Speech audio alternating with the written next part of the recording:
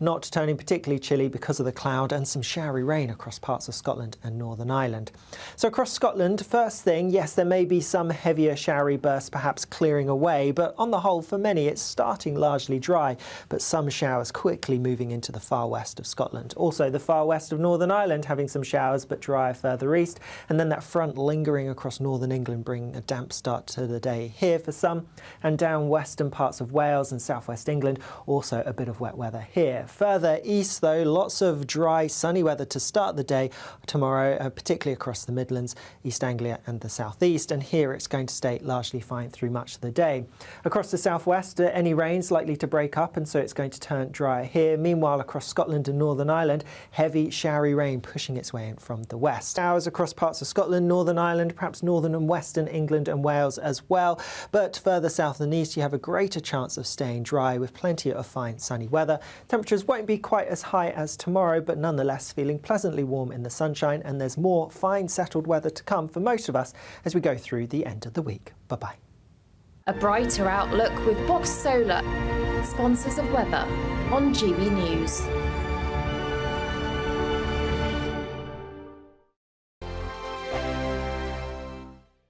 It's the final week to see how you could win an incredible £30,000 in cash, and you could be getting that winning call from us to tell you that you're our next Great British Giveaway winner. I can't believe this.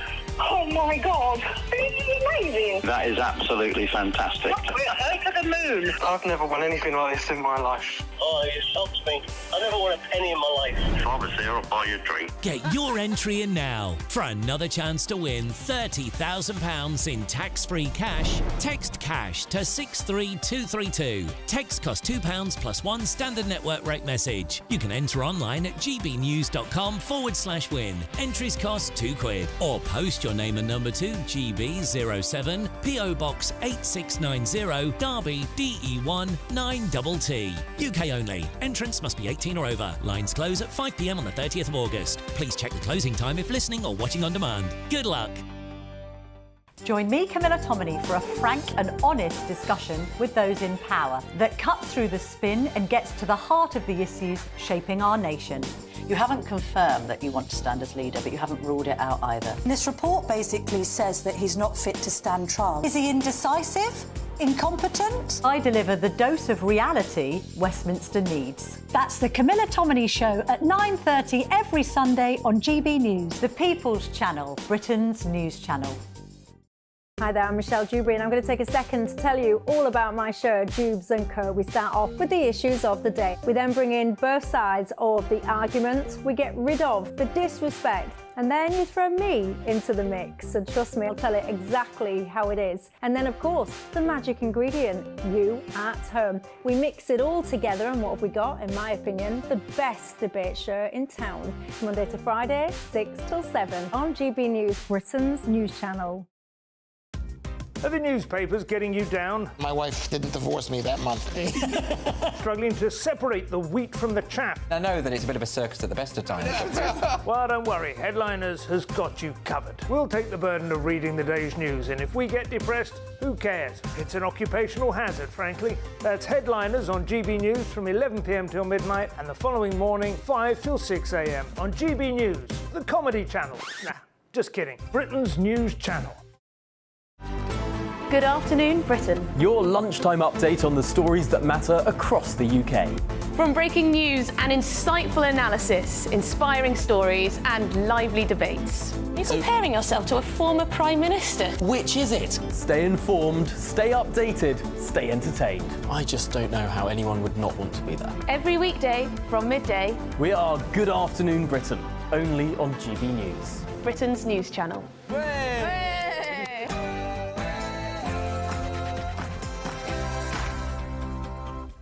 Hello, good evening. It's me, Jacob Rees-Mogg, on State of the Nation tonight.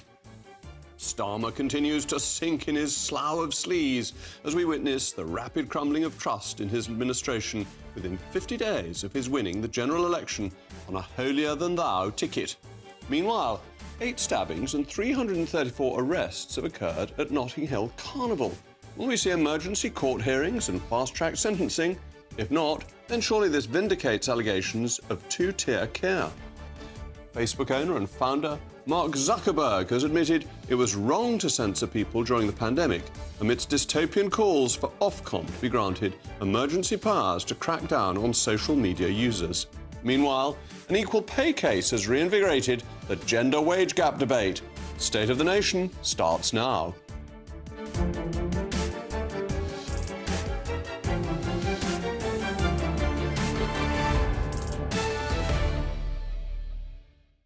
I'll also be joined by my most pugnacious panel, the former editor of The Sun, Kelvin Mackenzie, and the PR consultant and former Labour aide, Stella Santakidou. As ever, as always, I want to know your views, mailmog@gbnews.com. But now it's one of your favourite parts of the day, the News Bulletin with Tatiana Sanchez.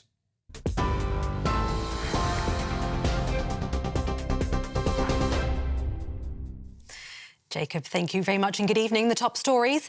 The Prime Minister has warned the October budget will be painful, but he says the country will have to accept short-term pain for long-term good. During his speech in Downing Street this morning, Sir Keir Starmer warned things will get worse before they get better. And he said next week's return to Parliament will not be business as usual. He also addressed the recent riots, saying they showed the cracks in our society after 14 years of populism and failure. The Prime Minister also reiterated economic growth is the government's top priority. I promised that we would get a grip on the problems that we face and that we would be judged by our actions, not by our words. I said before the election, and I say it again really clearly today, growth, and frankly, by that, I do mean wealth creation, is the #1 priority of this Labour government. The Ministry of Justice has confirmed that only 100 spaces are left in male prisons in England and Wales. It comes as the number of people sent to prison has reached record levels. In July, the government set out legislation to reduce the amount of time inmates must spend in jail before they're automatically released, from 50% of their sentence to 40%, in a bid to manage overcrowding. A Ministry of Justice spokesperson says the new government inherited a justice system in crisis and has been forced into taking difficult but necessary action to ensure we can keep locking up dangerous criminals and protect the public. And as you've been hearing, a man's been charged with murder after officers stopped him at Hill Carnival. Detectives had issued an appeal to locate Kamar Williams, who was wanted in connection with the fatal stabbing of a 53-year-old man. He will appear in court tomorrow. That's as 3 men have been arrested over the stabbing of a 32-year-old mother at Hill Carnival, which left her in a critical condition. The woman was attending the family day on Sunday with her young child when she was attacked. The Metropolitan Police says it appears she became caught up in the middle of an altercation between 2 groups of men, but it's unclear if they were known to her. Over 330 arrests were made over the carnival weekend for a range of offences, including violence, sexual assaults and 60 attacks on police officers. And finally, Mark Zuckerberg has admitted Facebook and Instagram were wrong to censor posts about COVID during the pandemic, and he was wrong to bow to pressure, he says.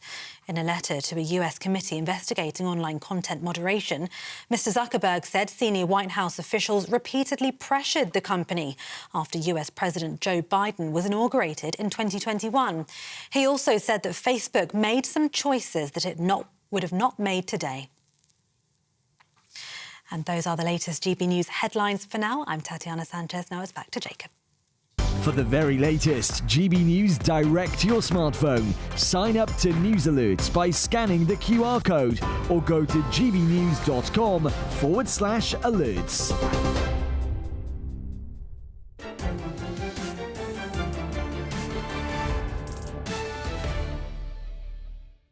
Welcome back to State of the Nation. The American philosopher Ralph Waldo Emerson once said, "The louder he talked of his honour, the faster we counted our spoons." Nothing illustrates this point better than the moment Tony Blair said this to John Humphreys in 1997 over the Eccleston affair. Never do anything either to harm the country or anything proper. I never have. I think most people who have dealt with me think I'm a pretty straight sort of guy, and I am. A pretty straight sort of guy. And of course it wasn't long before this pretty straight sort of guy found that he was manipulating the country with the help of tabloid journalist Alistair Campbell into the war in Iraq. The moment any politician starts to harp on about his honour, integrity, honesty, or using platitudes like this, We've changed the Labour Party, returned it to service, and to replace that politics of performance with the politics of service. And one of the big changes, if there's a Labour government, is politics returned to service. Turn the page on an era of politics as noisy performance and return it to public service. You know it's time to start counting the spoons, as the Prime Minister, or perhaps we should call him the Reverend Starmer, said in his speech today.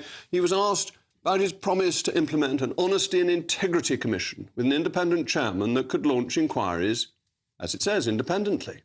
It's a commitment that we made. We will stick to it. I don't have a precise date. I do think it's important that it can initiate its own inquiries, if you like, because that has been an inhibitor in the past. So that commitment stands. As soon as we've got a date, I'll give you a date. Oh, he'll give you a date, isn't that very kind of him? But his own Chancellor, Rachel Reeves, is already being accused of breaching the ministerial code after the appointment of a Labour donor to the Treasury. His independent advisor on ministerial interests, Sir Laurie Magnus, could be granted the power to launch an inquiry immediately. This has not happened. So when the Prime Minister says he will give you a date, he makes it sound as if there's some long-winded process, as if you've got to set up a committee, there's work to be done. No. He could, whilst watching this now, dictate a memorandum to say that Sir Laurie has the authority to launch independent inquiries, and that would be the power of the advisor, because it is something entirely within the remit of the Prime Minister. What he said in the Downing Street garden was prize-winning humbug. But what we're witnessing is the extraordinary rapid crumbling of trust within 50 days of Sir Keir Starmer's ascent to power. But this is not particularly surprising. Sir Keir Starmer flip-flopped on just about everything, from Jeremy Corbyn to a second referendum. Do you remember Jeremy Corbyn was his friend, and then he'd never been a friend with Jeremy Corbyn? The second referendum. Oh, the movement to free Shamima Begum. He changed his mind on that. He's now flip-flopping on the question of honour and integrity. It's reminiscent of this glorious moment in the 1942 classic Casablanca. Everybody is to leave here immediately. This cafe is closed until further notice. Clear the room at once. How can he close me up? On what ground? I'm shocked to find that gambling is going on in here. You're winning, sir. Oh, thank you very much. Everybody out at once. Like Captain Reynard, Sir Keir Starmer was shocked. He even used the word in his speech earlier today at what he discovered. He was shocked in that same squeaky tone of voice that indicates he knew what was going along all the time and is taking us for mugs. As ever, let me know your views via mailmog@gbnews.com. But with me now is Times columnist Melanie Phillips. Melanie, first of all, thank you so much for joining me. And you put this, I thought, very clearly in your article in the Times this morning. Even for those of us who are not natural Labour supporters, it's a pretty rapid descent into sleaze and hypocrisy, isn't it? It is indeed. The hypocrisy is really quite something, since Sir Keir Starmer had said that he was going to end cronyism. And during the last Labour government, during the last Conservative government, he and other members of the Labour Party poured ordure over the Conservative administration for sleaze and cronyism and so on and so forth.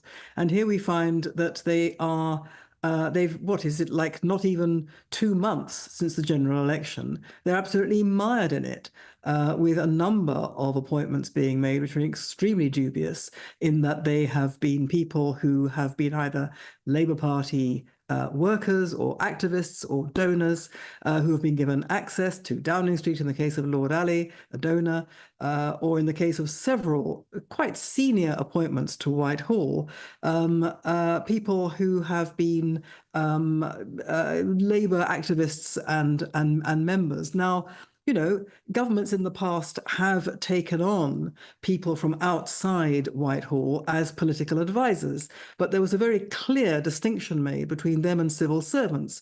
Political advisors were political. They were political appointments. They were on, I think, short-term contracts. And it was very clear that they were, you know, their job was political. Whereas the civil service is famously and rather wonderfully supposed to be neutral and impartial, because the same civil servants, the same officials, have to provide the same service to governments of whatever stripe, and they cannot do so if they are compromised. And what we've seen in this last few weeks is people who are highly compromised by their previous association with the Labour Party being taken on as civil servants. One of the things I was struck by in your piece was you quote Tony Blair saying that the Labour Party is the political wing of the British people, which seems to me an enormously entitled thing to say, a very arrogant view of the world, which then means, of course, you can appoint who you like because it's what the British people want. We're their political wing. We are the masters now. Well, very much so. It's certainly arrogant, but it's also, I think, frightening, is what I said in my article this morning, because if you say that the Labour Party is the British people, it's the political arm of the British people, then it justifies an approach to government that casts political dissent as an offence against democracy itself. And it was this attitude by Tony Blair was borne out by a comment that I saw with great interest by Pat McFadden, who's currently the minister in charge of the Cabinet Office. And he said, apropos Lord Ali's Downing Street pass, nobody knows why he was issued this pass. He did nothing to merit such a pass. It's that sort of pass to Downing Street is confined normally to civil servants and politicians. Anyway, Pat McFadden said, quote, but he does, Lord Ali, but he does bring a huge amount to the Labour Party. He was an important part of the election campaign.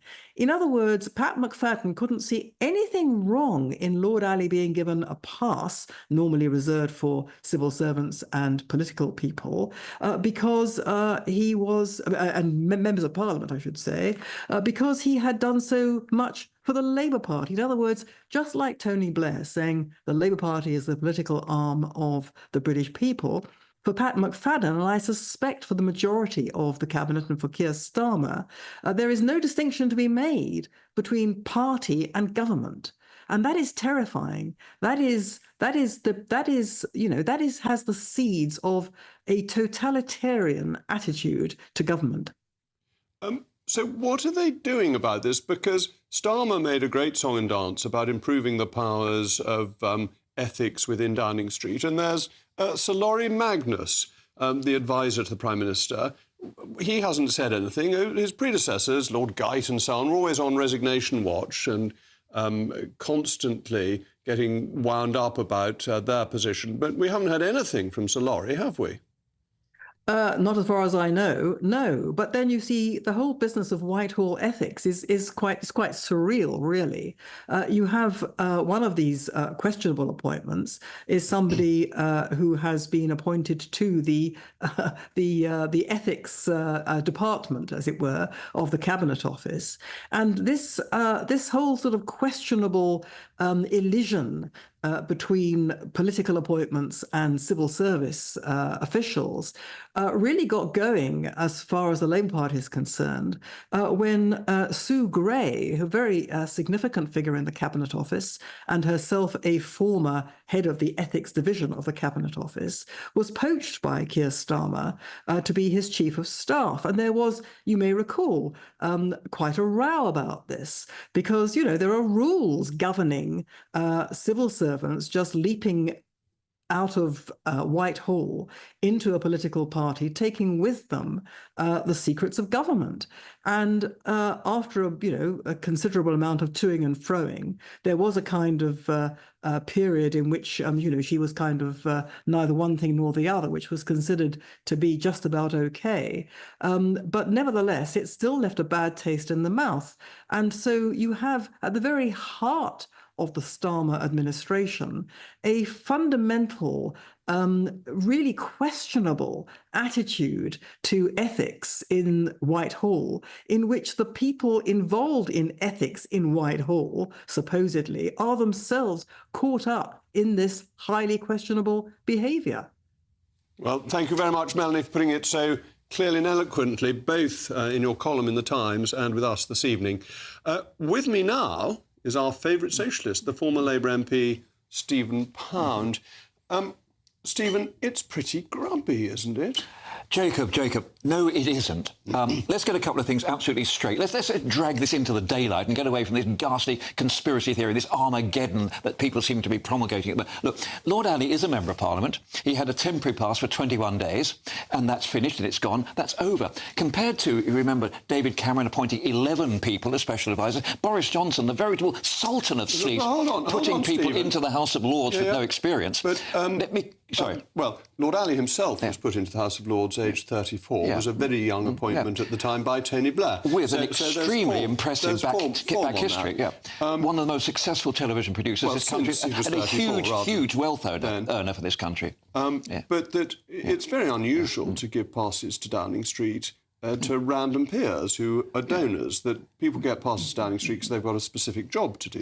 Well, and he had one briefly for 21 days. But look, the fact, when you talked earlier on about sinking into a Stygian swamp of sleaze, it's good alliteration, but it simply isn't true. Look, the reality is, if you look at the number of appointments that have been made, this is not remotely comparable to the Eccleston affair, in which the Labour Party was completely culpable, or anything like as it happened under Cameron or Johnson. And God alone knows what happened under Liz Truss. The appointment of special advisers is a clearly different matter. I'm not criticising the appointment of special advisers. It's pretending these people are civil servants and getting them a full-time civil service paid jobs. This chap in the Treasury who's a Labour Party activist and donor. Well, she's actually a former Bank of England, an expert within the Bank of England. As far as I'm concerned, the more experts we have in the Treasury, the better. Heaven knows the country's in a bad enough state. The Bank of England's got everything wrong. That's slightly different. Well, I think that's maybe a subject for another debate. Well, all the more reason for getting people from the Bank of England in. You see, the high-mindedness of Starmer, that I'm not against people being appointed politically. I'm not against Prime Ministers using patronage. That's part of the job of a Prime Minister.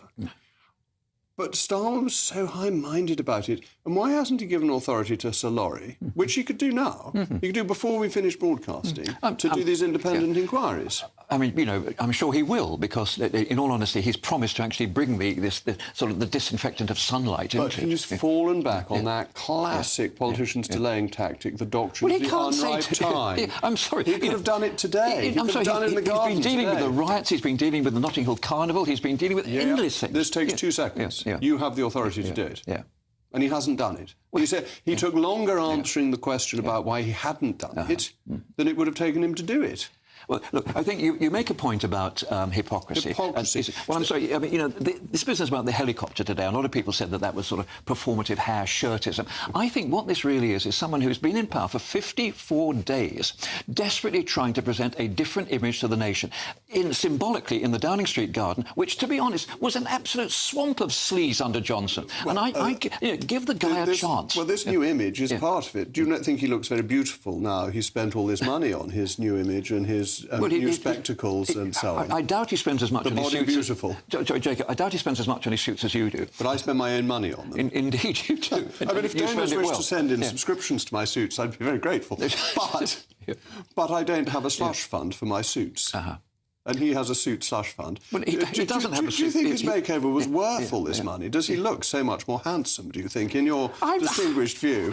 There's no way on God's green earth I'm going to get into the comments about the beauty or not, the pulchritude of the leader of this country, the Prime Minister, whether he's handsome or beautiful or not. But he's just paid a lot of money for it, given to him by Labour donors. I'm sorry, my wife and my daughter may have a view on that. I do not. Next time you come on, you must tell us what your wife and daughter think about this. But it's the hypocrisy that is the issue. You see, so where is the hypocrisy, Jacob? Oh, and that he attacked the Tories for doing less of what he is doing. No, they did much more. I'm sorry. We did not make... In numerical terms, they did far more. We did not make civil service appointments of cronies. Well, hang on a second. I mean, Matt Hancock gave massive, great contracts for PPP to people he met down the pub. They put Baroness Bone in the House of Lords, and she's... Hold on, Matt Hancock, you know it's untrue that contracts are not awarded by ministers. All ministers did... If only that were true. It is true. It is true. All ministers do is say there is this company that's interested in bidding. They do not award contracts, and that's really clearly established. I was actually briefly Minister of Government Efficiency, and I had responsibility for procurement. There was no way I could have given a contract for as much as a pencil let alone for Well, I'm millions sorry, of but pounds. we had at least one by-election, if you remember, in Herefordshire, where a minister, a Secretary of State, no less, had actually been pushing for a particular biochemistry company in Northern Ireland as a minister. A former minister? No, at the time, and you know who I'm talking about. I don't particularly want to go on about. Yeah. And I think former minister, you mean. He wasn't a minister at the time. He was pushing for the contract. He was Secretary of State for Northern Ireland. That he had been Secretary of State for Northern Ireland, but he wasn't doing it as a minister. He was lobbying, and that was improper. I'm sorry, no. 1 minute he's a Secretary of State, next minute he's Caesar's wife. Is that right? I just don't see it that way. This is... I mean, I'm not in favour of former ministers lobbying, but this was not a minister... to hear it. But this is not a minister awarding a contract to get the facts right, which is important. So it's the hypocrisy.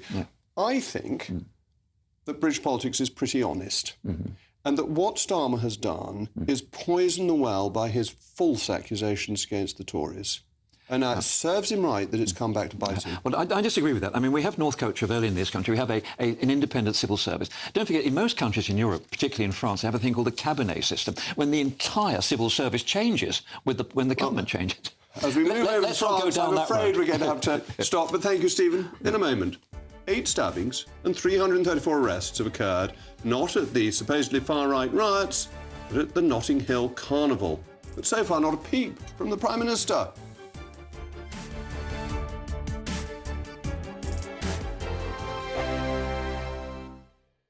This is GB News, Britain's news channel.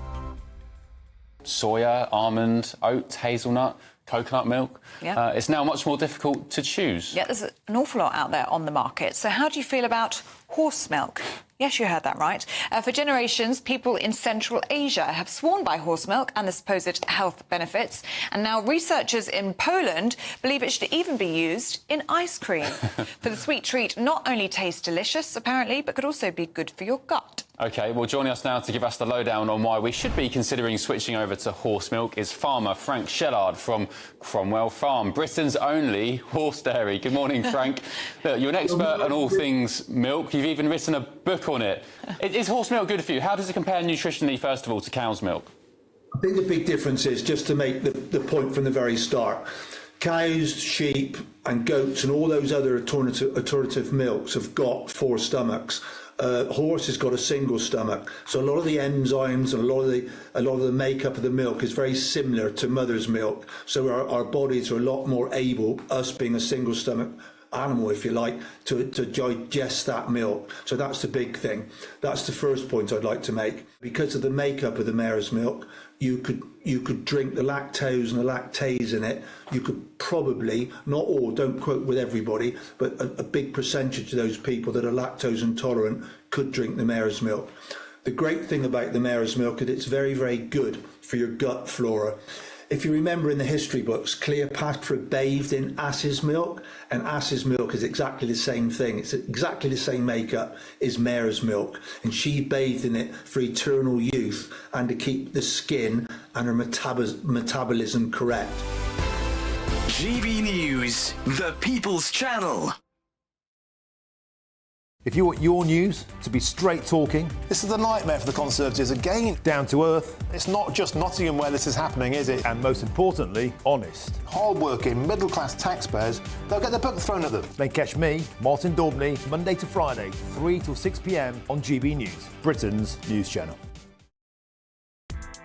Join me, Nana Akwe, for an informative, interactive news programme with a difference. It's fun. It's true. You're not wrong. No one will be cancelled. Lovely. Join me from 3 p.m. every weekend, only on GB News, Britain's news channel. Join me, Neil Oliver, every Sunday night at 6 p.m. on GB News. And if an hour is not nearly enough for you, go to gbnews.com for special extended episodes online every Friday at 9 p.m, where we can truly get into the nitty-gritty of what's going on. GB News, Britain's news channel.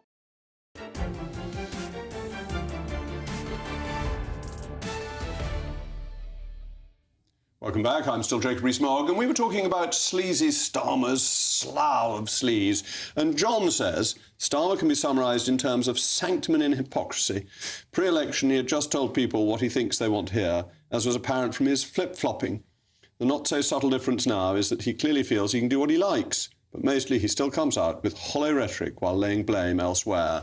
And Gary says, Jacob, if Starmer didn't know what to expect, should he even be Prime Minister? It's a very good point. The 8 stabbings and 334 arrests at the Notting Hill Carnival over the bank holiday weekend have seemingly been conveniently overlooked by the Prime Minister in his speech today.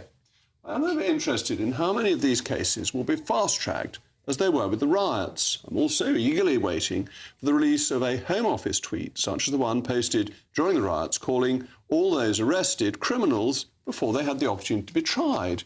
Will these people face the full force of the law? Is this simply more evidence to suggest that policing in this country does operate on a two-tier basis? But don't worry, fear not. Just put everyone's mind at rest. The Royal Borough of Kensington and Chelsea has promised that of the 330 tonnes of waste left on the streets of Notting Hill, 30% will be recycled.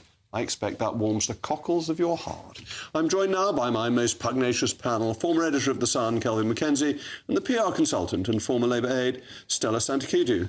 Stella, welcome back. You are hotfoot returned from Greece. And so I'll give you the first go. I thought the policing of the riots was the right way to police things. When crimes are being committed, the police should go in, arrest people, and it should be dealt with swiftly. And that's what the Prime Minister said he wanted to see happen too. When it comes to the annual Notting Hill disorder, nobody seems to care.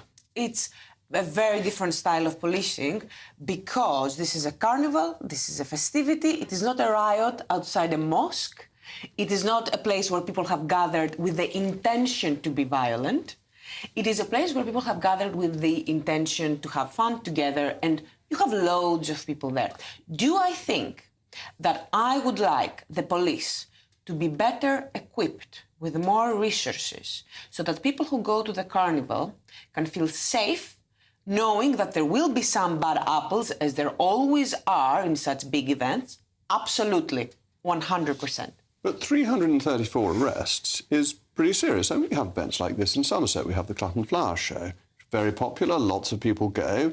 There's no need for any police to be on duty. Whereas at Notting Hill, every year hundreds of people are arrested. It's always like this, and there are some of them who go to sell and trade drugs, to smoke drugs, all of which is criminal, and get involved in violence. While I'm sure that your local flower show is extremely charming and a great opportunity for people to go and have fun, I think that the Notting Hill Carnival is quite unique. It's quite unique to the UK. Apart from the Rio de Janeiro Carnival, I would say it's one of the few that we know of its kind.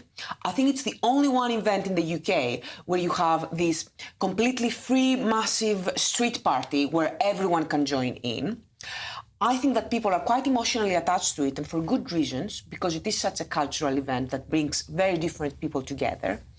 And I think it makes sense that you would have more I think it's very sad that you have criminal activity there, but it makes sense when you have so many people gathered in one same place. So, Kelvin, we're basically just killjoys. It's a wonderful cultural event, an expression of people's contentment on the late August bank holiday, and the fact they commit a few crimes, it doesn't really matter, and they shouldn't be dealt with as proper crimes. It's not a few crimes. And where I would contest is that the number of the arrests were about carrying knives. One of the arrests actually was a gun.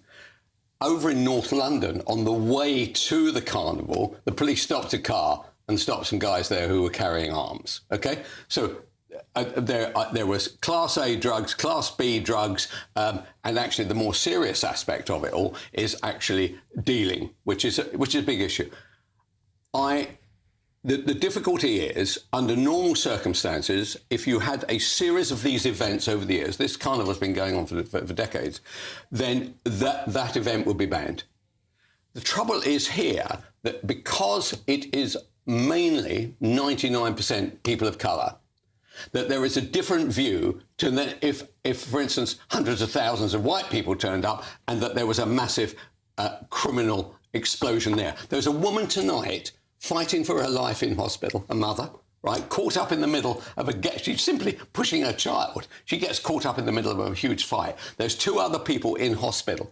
These are not small crimes. And I wonder, so the Deputy Assistant Commissioner in charge of this particular carnival said the following: I am sick and tired of having to say that this has happened year after year. There was a retired chief detective, chief inspector, who said the other day, if this were Millwall, for instance, then they would shut Millwall and they wouldn't allow the fans in. And my issue really is, what can be done to persuade the Afro-Caribbean community not to allow these kinds of people to come down to ruin their carnival? Would they do that? How exactly would the Afro-Caribbean or ban it. Ask them, plead with them.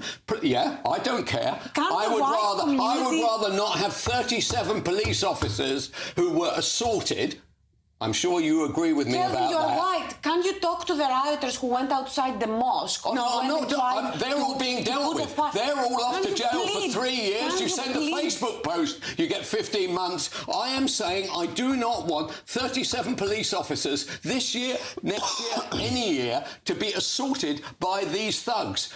How do we deal with that? You tell me, sir. How do we deal with them? Calvin. No, you just answer my question. You cannot plead with the white criminals. Why do you think black people can plead with black criminals? They don't know them by name. Stella, it's not a handful of people. That's a very fair point.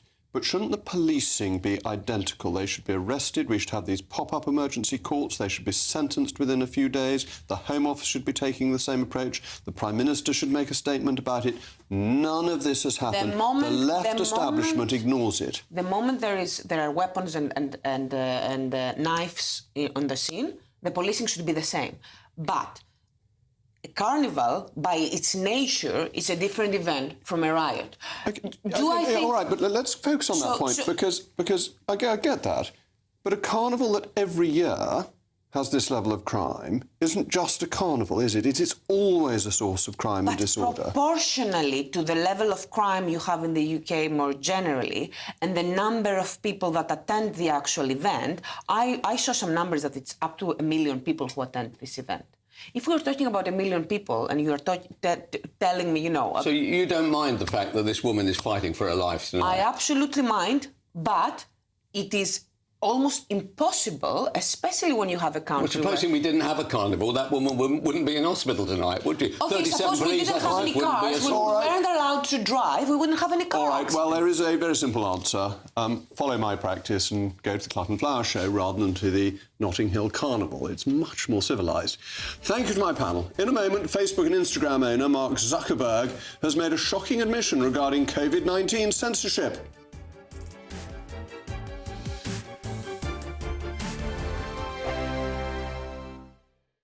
Good evening. From the Met Office, here's your latest GB News weather update. Whilst there is still a bit of rain around for some of us, across parts of the southeast, we're looking ahead to some hot weather tomorrow. That's because we're staying ahead of the front that's lingering across parts of the UK at the moment in the southeast, and so some warm or hot air pushing its way in. But where we're under the front as we go through this evening and overnight, there will be some more cloud and some rain. So particularly across parts of northern England, southern Scotland, but also Wales and the southwest later on, seeing some rain as well. Also some patches of mist and fog here. In the southeast, because of that warmer, hotter air, temperatures aren't going to drop a huge amount tonight, and in fact even further north, not turning particularly chilly because of the cloud and some showery rain across parts of Scotland and Northern Ireland.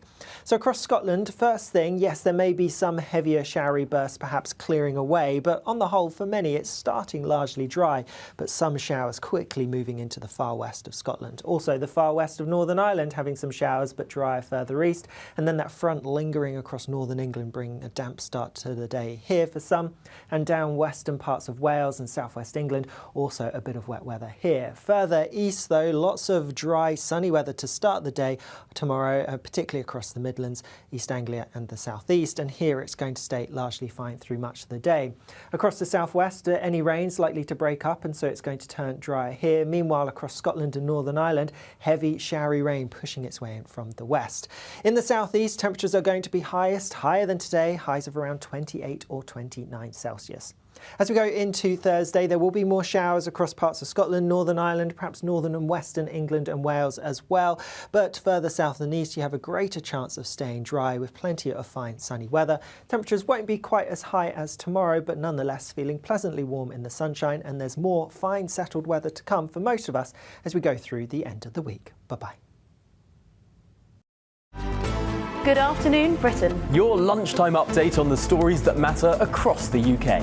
From breaking news and insightful analysis, inspiring stories and lively debates. Are you comparing yourself to a former Prime Minister? Which is it? Stay informed, stay updated, stay entertained. I just don't know how anyone would not want to be there. Every weekday from midday. We are Good Afternoon Britain, only on GB News. Britain's news channel.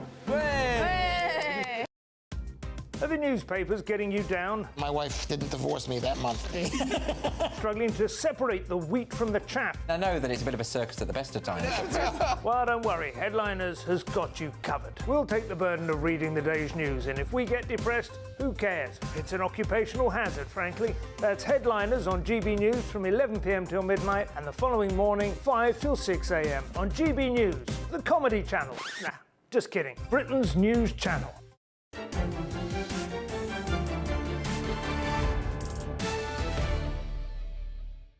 Well, welcome back. We were talking about quite how civilised Somerset is compared to central London on the late August bank holiday, particularly in relation to the Notting Hill events.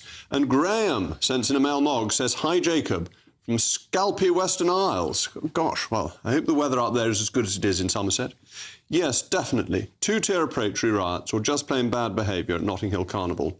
Call me cynical, but could the haste to address right-wing rioters with immediate custodial solutions be just a way of sweeping the underlying cause under the Home Office carpet because Starmer is just plain afraid to deal with the magnitude of that cause?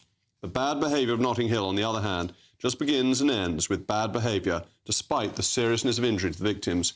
That's OK, as long as there's no discernible, uncomfortable, political reason. Well, Graham, thank you very much for that thoughtful Rees-Mogg. Mark Zuckerberg has admitted that it was wrong that Facebook and Instagram censored posts during the COVID pandemic and that he was put under a lot of pressure to do so by the Biden administration.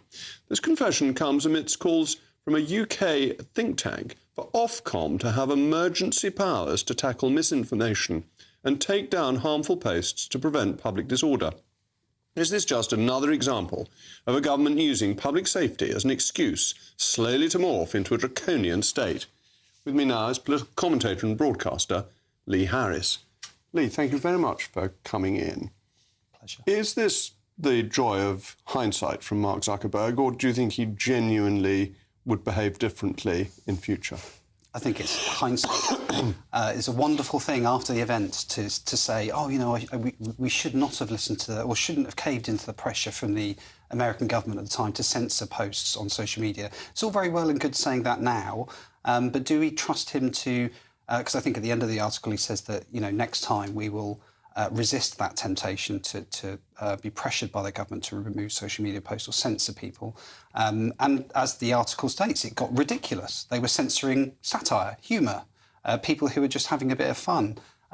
So the overreach was quite frightening, I think, at the time for looking at it objectively. And some of it turned out to be at least probably wrong. So the idea that the COVID came from a Chinese laboratory was something that was thought to be a terrible conspiracy theorist, and now is the most likely cause of COVID. Absolutely. I remember at the time I self-censored because I felt that if you were to say something like that on social media, that it was a lab in China, that you would be called a conspiracy theorist. Turns out a lot of those... And anti-Chinese. There was a hint that you were being racist if you were suggesting that, let alone a conspiracy theorist. Absolutely no. I remember very well, actually, some people saying about it being anti-Chinese. But it was true. It turned out to be true. And this is an example of where... Did it turn out, to be fair, to be highly probable rather than true? Well, I suppose if you're being diplomatic. Oh, well, cautious, just waiting for evidence. Yes. Yeah, I think the general consensus is that it started from a lab in Wuhan. But you're right. I remember at the time, it was everybody, not just me. There was a lot of people who were frightened to say what they thought online, or at least even just have a discussion. And this is part of the point that I'm making is that the way that the government is, and it wasn't just the American government, our government did the same. We had people on watch lists over COVID misinformation. It leads to distrust, and it pushes the debate into the underground, where it can often flourish. So it pushes the debate onto private messages away from public forums. And the advantage of public forums is, however wrong the information is, it then can at least be answered.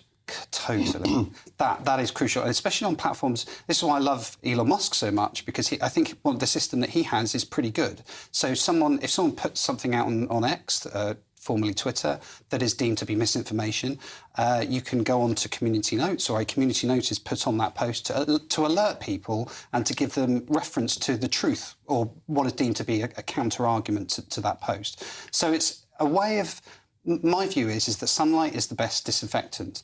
Don't censor people. Don't hide the posts. And giving an emergency power to Ofcom is deeply sinister, isn't it? Because what happens if Ofcom censors something in the middle of a general election campaign, which then turns out to be true, or turns out not to be true, but suddenly goes on to private messaging systems because people think that the state would only get rid of it for nefarious purposes? Yes, and my personal opinion is I'm not very trustworthy of the balance of Ofcom either. So you'd have that is who kind of makes the rules. But my view is information is the way to tackle disinformation. So, for example, the government, if we're going to talk about COVID, the government could have, and does have, a website that you can go to check what the government is saying about a particular topic, and then you can go and do your own research and check elsewhere. That's how you tackle it. I got, as an MP, lots of letters about the vaccine, and people were concerned about it. And I took the trouble, and one of my parliamentary assistants took the trouble to look in detail to what the evidence was. And we found again and again that what we were receiving was mistaken. It was factually wrong, it misquoted things. And I was then able to reply in a considered way. And I thought that was a much better approach than banning these people from writing to me, simply writing back saying they were bonkers. That if you could answer in detail and show a degree of proportionality compared to other drugs, that seemed to me a much better answer. Completely. And that the electorate, the British people, are fundamentally intelligent. They get this. Yeah, and you started to question your own sanity.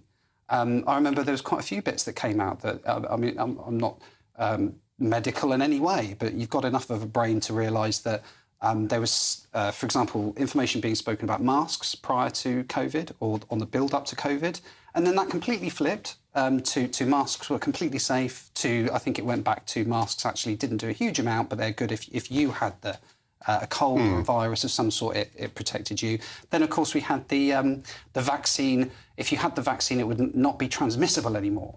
So you wouldn't be able to pass COVID on to anyone else. That turned out to be complete nonsense quite quickly. And I remember people who were trying to raise this on social media were called all kinds of names. That's the really important thing.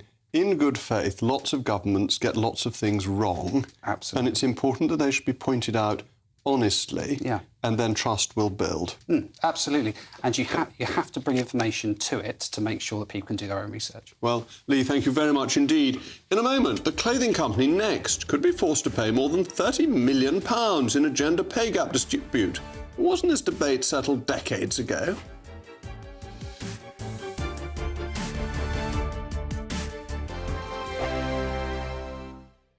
Sunday with Michael Portillo from 11, only on GB News. Recently, the cartoons that inspired the Bond films have been gifted to the Oscars archive. I'm joined now by John's son, Sean McCluskey. Very good to see you. Welcome to GB News. Thanks for having me. Do you have any memory of your dad doing these strip cartoons? Well, many memories, yeah. We grew up with my father working at a pace. He had to turn in one strip every day, apart from Sundays. So he was always working at the house, and always taking reference material. He had models dropping in to shoot them with his camera.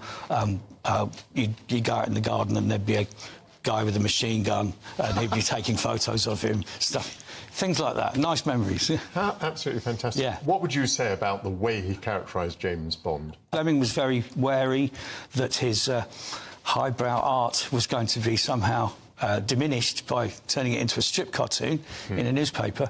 But he met with Fleming, and Fleming had a drawing made of what he wanted Bond to look like, and it was very old-fashioned, very sort of military. And my father kind of, you know, jostled a little bit and came through with a much younger, much more lithe character. And through the first few strips, he moved Bond into a contemporary man, very much part of the 60s, and styled him in that way. And I think there's a lot of rumour that Sean Connery got the gig because he looked a lot like the drawings, because it's hard to believe now, but the strip was billboard advertised across the country. GB News, the People's Channel. I'm Michelle Dewberry, and this is GB News, the People's Channel, Britain's news channel. It's Patrick Christie's Tonight, and here we do things differently. It's explaining the absolute madness of this, doesn't it? It's explosive. I mean, this is very good. It's lively. 850. Your government sat there, Sean, and it did nothing. It's controversial. And the Middle East has been in turmoil since before I was born. It's everything you need to kickstart your evening. Everyone's had their Weetabix tonight. I love to see it. That's Patrick Christie's Tonight, weeknights from 9 p.m. Only on GB News, the People's Channel, Britain's news channel. I'm Andrew Pearce. This is GB News, the People's Channel, Britain's news channel.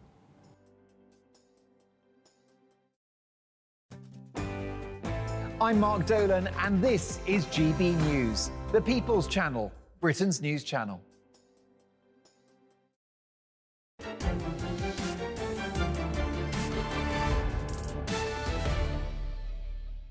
Welcome back. We were talking about COVID censorship, and the mailmogs come in. Alison says the EU tried to get Elon to censor X, and he told them to off. B-O-G, I think, is the word. I'm not sure that's suitable for this time of day. Governments will always do that. And Christopher says Facebook is dying. Zuckerberg is desperate to keep it relevant. The clothing company Next could be forced to pay out more than £30 million as shop workers win an equal pay case. The retail staff, of whom 78% are female, claimed that they had lower hourly wages than warehouse workers, of whom the majority are male. The tribunal failed to show that the lower pay was not the result of gender bias. This is not an isolated case. Similar claims are being brought against stores like Morrison's, Tesco and the Co-op. However, the entire debate around the disparities in pay between men and women goes back decades, and in my view, does not generally imply evidence of discrimination if the jobs are clearly different. But I'm joined now by my most pugnacious panel, the former editor of The Sun, Kelvin Mackenzie, and the PR consultant and former Labour aide, Stella Santakidu. Kelvin, when you were editor of a newspaper, you have printers and you have journalists. Yep. Mm-hmm. How do you say what the value of one is against another when they're completely different jobs? Well, what it boils down to is exactly the position we have with the train drivers. If you've got leverage, you've got a pay rise, and if you haven't, you remain at the bottom of the pile. And the printers were a disgusting mob, similar to the train drivers, actually, curious to know. And doctors, by the way, and doctors. So that's the way it works. In this particular case, I am absolutely baffled by it.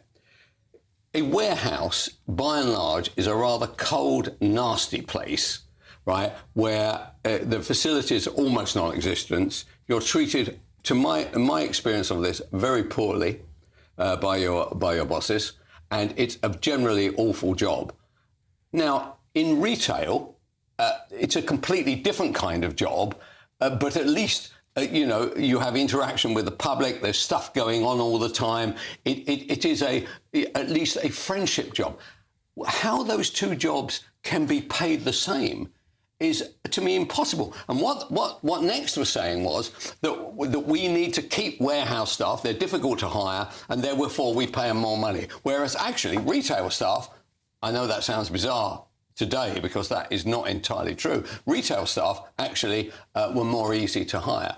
This tribunal did not accept that argument. They said, actually, the basis of this is you thought that you were discriminating against people on the basis of their sex. because there were 70-odd% men in warehouses and 53% the other way around, for in retail.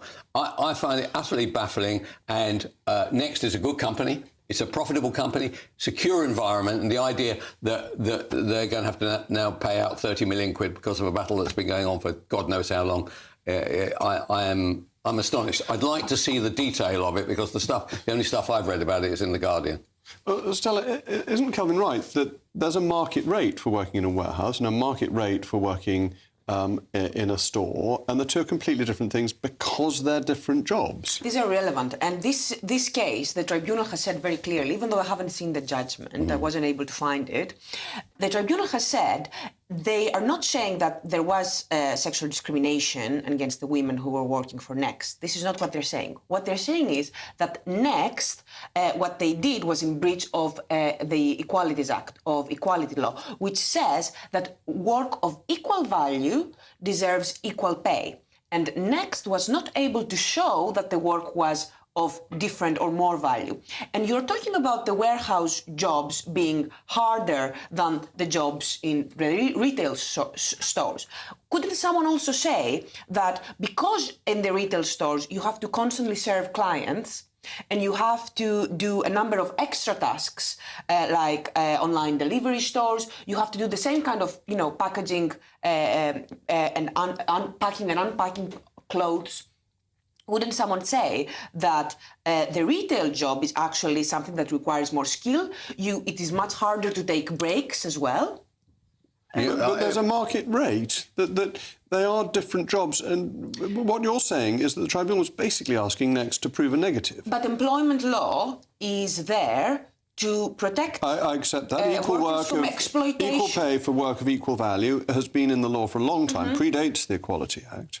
Yes, and exploitation includes being a worker who is ready to accept very low pay, even if the market rate is there. If teachers, for example, who love teaching, if you had a lot of women who were teachers, and because they really love teaching, they are willing to accept a very low starvation pay, would you let them starve and their families become very, very poor because they are very good? You're grinding the face of the poor into the dust. Hold on a second, pass the hanky, will you?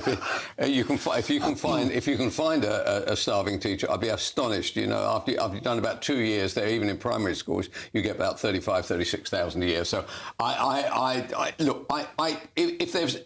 if I thought a company were deliberately trying it on in order to keep their pay down, I would buy that. This is Next, right? These people are not doing this deliberately. They're saying warehouse, nasty job, difficult to hire people. Retail, not a bad job, easier to hire people. That is what their argument was, effectively. And in the end of the day, they paid up to £3 a day, I think, more for the warehouse people. At the end of the day, it will still be tough to find warehouse staff. So I'm not quite sure where this legislation goes. I feel.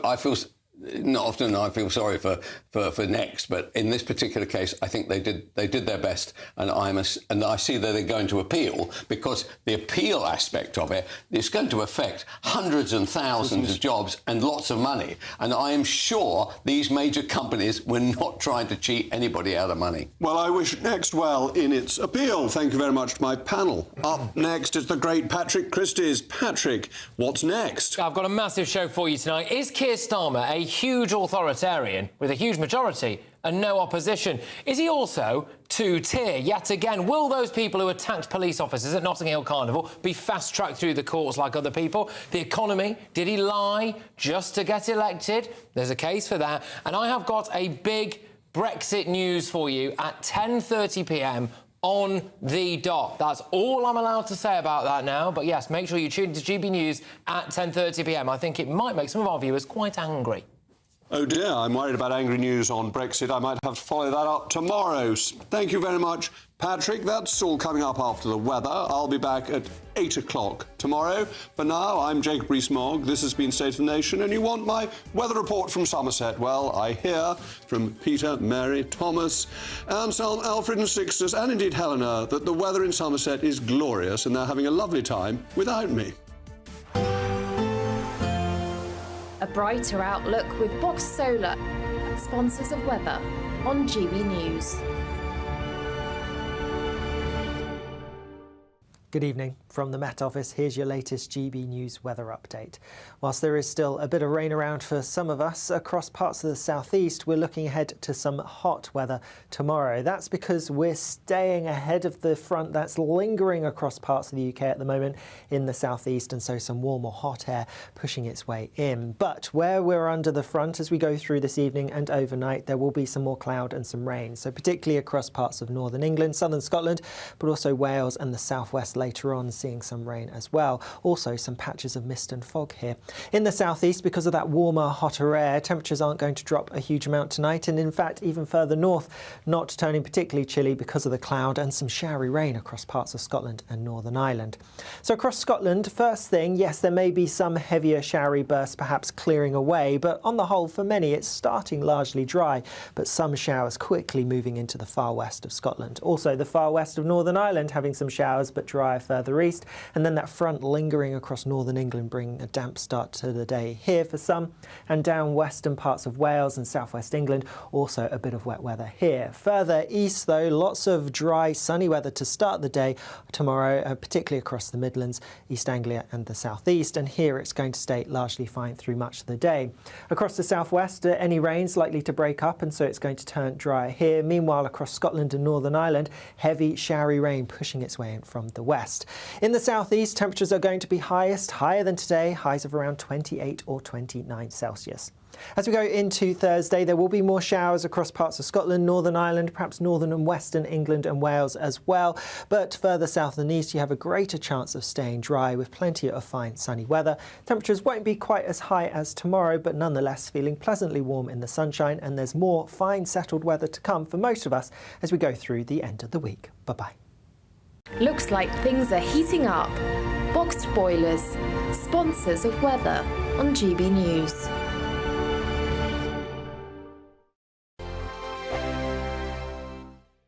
It's the final week to see how you could win an incredible £30,000 in cash. It's extra cash that